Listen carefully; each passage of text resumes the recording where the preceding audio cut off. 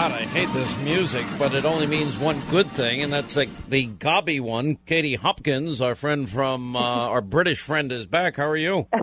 I'm very well, thank you. And you will grow to love that music. I know you will. No, I'm not going to grow to love it. I did watch Prince William and Prince Harry talking about their mom, and I thought it was extraordinarily touching, actually. I don't know if you saw that documentary. Did you see it? Yes, I saw it. What did you think? You know, I suppose what is there? It's like we have this reserved thing, don't we, being British? I mean, I don't really have the reserved bone in my body, but we like to think of our royals as private or shy or retiring or at least somehow remote and detached from all of us. So I find it quite hard when they over-emote on TV. Well, I didn't even find it over-emoting. I mean, their mother was well-liked and loved, and I think they all feel that the father kind of screwed her over a little bit, which I think he did. And obviously it was a tragedy what happened to her. And I didn't remember how big the wedding was, but the wedding was massive and the funeral was massive.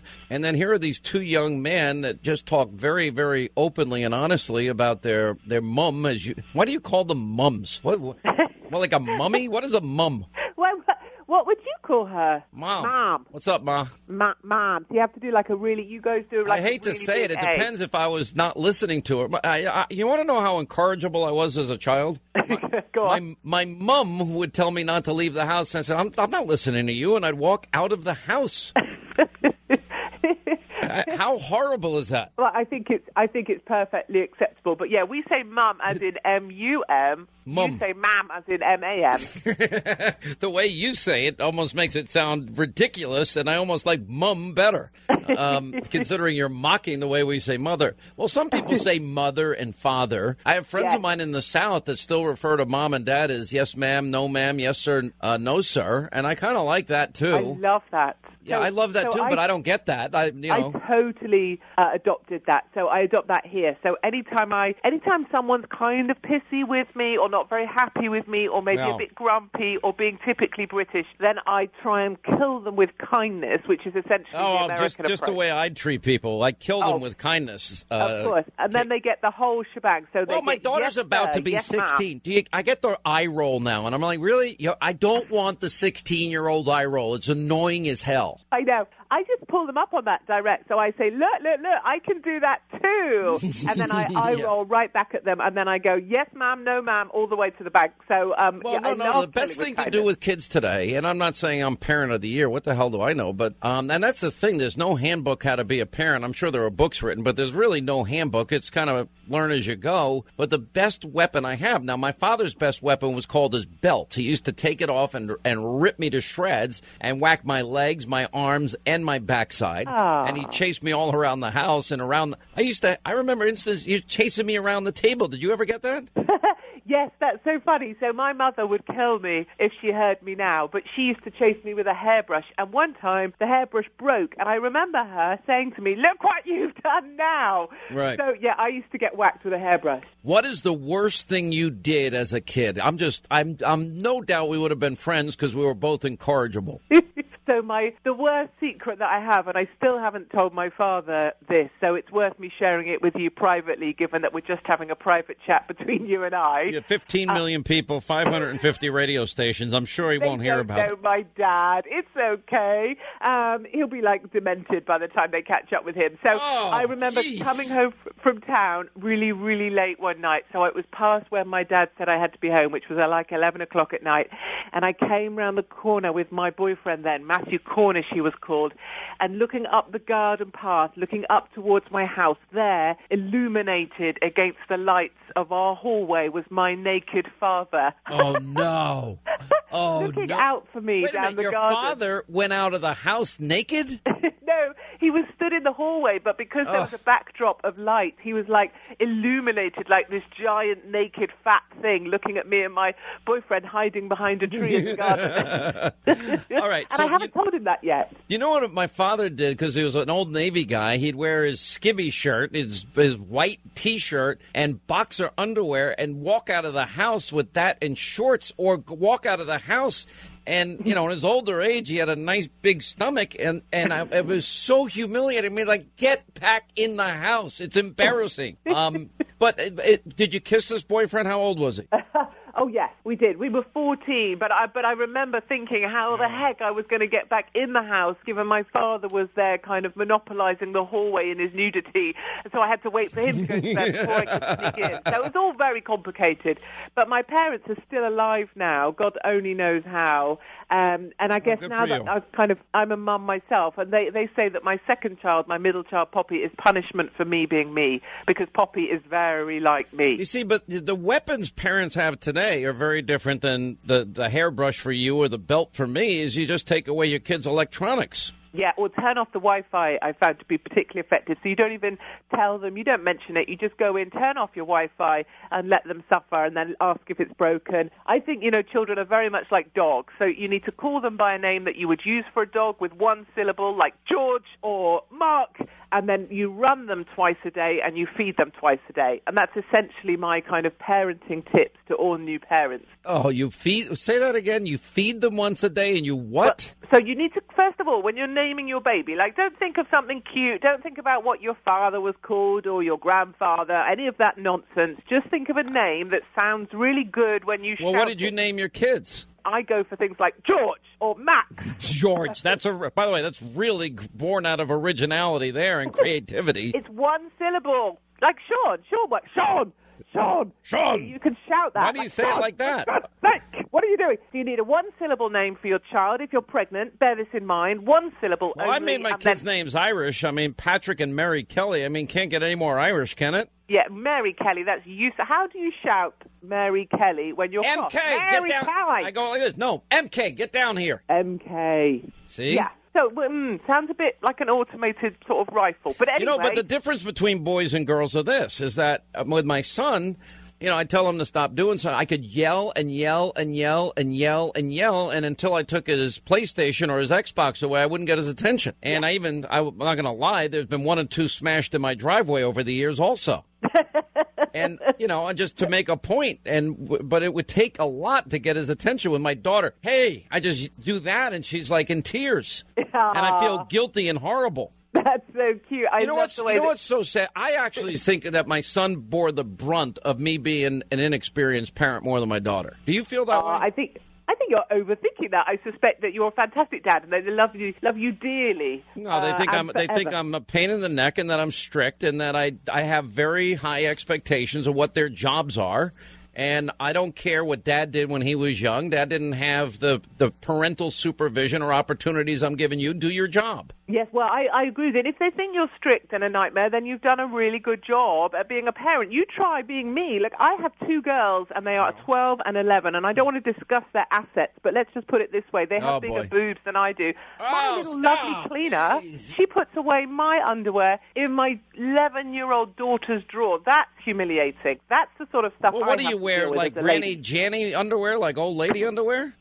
No, it's just that because my assets are considerably less than the daughters that I've given birth to, everyone gets muddled in the underwear department, and it is humiliating. In fact, I just sent you guys something we ran on the Daily Mail earlier, where there was a restaurant in China that was offering a bigger discount the bigger your bra size or the cup size that you wear. So if you have like really big boobs, you've got a 65% discount. All right, this is way out of my league, and I don't want to talk about this, especially in light of the political correct atmosphere. You can't even tell. I mean, this is a part of life. I mean, wow, that really looks nice on you. What? Sexual harassment. I swear to God, I know somebody at some company, and I'm not going to tell you where a guy at work said to a girl, hey, would you like to get a drink after work? And the girl literally went to HR and said, I felt uncomfortable. He asked me to go get a drink after work. It's so disappointing. I can tell you, vaguely as a woman, it's so disappointing, Sean, because women are going to end up litigating themselves out of the workplace entirely, because why would you employ a woman if this is the sort of stuff you're just going to get endlessly thrown at men who are just trying to be kind of good colleagues? No, but in fairness, though, there are guys that are horrible. I mean, there are people that are horrible. Yeah, and there are women that are horrible, too. But, we all need to stop this relentless running to HR. I do think HR is the source of much malevolence in large organizations, but that's my personal view.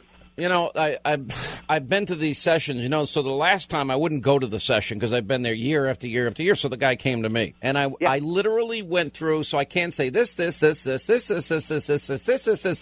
I went through the whole thing, and it was really over the top, like insane. The guy laughed and said, "I think you got it," and he walked out. Yeah, well, I think we saw the same. We saw the same, didn't we, with the Google memo? Oh, right. Hold that thought. Diversity session. I'm glad we talked about parenthood because I just need a break from the constant politics here. It's driving me nuts. All right, Katie Hopkins is putting a smile on my face. Parent of the year. Obviously, I'm not. I probably needed a brush. I don't think the brush hurt as much as the belt, but we'll talk about that when we get back in the other news of the day. And we'll get to your calls coming up. 800-941-SEAN. Hannity Headline, a bite-sized version of the show that you can take with you everywhere you go. To sign up today for Hannity Headlines, go to Hannity.com. All right, as we continue, Katie Hopkins, she's the Gobby One, 800-941-SEAN. We'll get to your calls at the bottom of the half hour. So what is Great Britain saying about the constant assault and attacks on this president? Are they watching it closely? Are they worried? And what are they saying about the showdown with North Korea that's looming? Yeah, I think there's, we just suffer in this country from a sort of bias across our mainstream media, as you know, and are well aware of there, is that, this country seems so set against Trump in terms of the media and the liberal left. And so the views we get, the voices we hear are very skewed. But there is also, of course, a massive Trump support base, of which I want to be and aim to be one of the champions. And for many of us, we feel like, and I certainly feel like, it's time someone stood up to North Korea. It's time that someone said, no, you're not going to carry on threatening people in that matter. We will stand up to you. Bear in mind, this is a guy that, sent kind of missiles to kill his own uncle, then destroyed the whole of his uncle's family. It's utter madness what we've let him get away with so far. And I think it's about time someone stood up to Fatboy Kim and said, no, listen, there will be fire and fury if you mess around with any of our territory. I was so happy he said it, but Katie, I really worry in this sense. I mean, this is not an easy operation. Even if we say, we know we can count on the Brits, we know we're going to have the Israelis, we know we'll have probably even most of Western Europe because they better realize this is a threat to them too. I even imagine that we'll get China and Russia if he really keeps saber rattling. But let's say we even created a military coalition. We took out the nuclear sites. Okay, you're going to obliterate and incinerate North Korea. Then you're going to have nuclear fallout. Then you got to worry about whether or not this lunatic is able to launch nuclear weapons into South Korea, Japan, or Guam, or even China. I mean, it's a pretty frightening scenario with no good options, considering we're stupid enough not only to allow him to get them, but fund him getting them by trying to bribe him out of getting them. So stupid. Absolutely. I totally agree with you. And nobody, should be in any way looking forward to any kind of weird showdown between two big leaders or whichever groups appear to sort of defend democracy and freedom. And I don't know, there's part of me that doesn't count on Western Europe as backing up anything anymore, only because I think I've lost faith a little in Western Europe and its ability to stand strong in the face of anything, having seen another 6 soldiers run down by a car today in Paris, another terrorist attack. Yeah, but I do think maybe there is another means of taking out Kim Jong-un, and I think doing that with special forces sounds very reasonable to me. I just don't know why we would allow someone that despicable to carry on having a place in any kind of leadership position, especially when they're as unstable as he clearly is. Yeah. How many times have you written things that you come under fire in Great Britain because you're even more PC than we are? Yeah, absolutely. We are more PC. I had this conversation with someone. We're not far behind anymore. All these liberal groups are always trying to get me fired. You know that, right? I know that, and it breaks my heart. And I, there's so much of me that rages when they go after you, when they go after others, and you just want to say, why can you not have opposite views? Because they don't want an opposite view. They are the most intolerant people. Liberal fascism is real. They want to silence every conservative voice.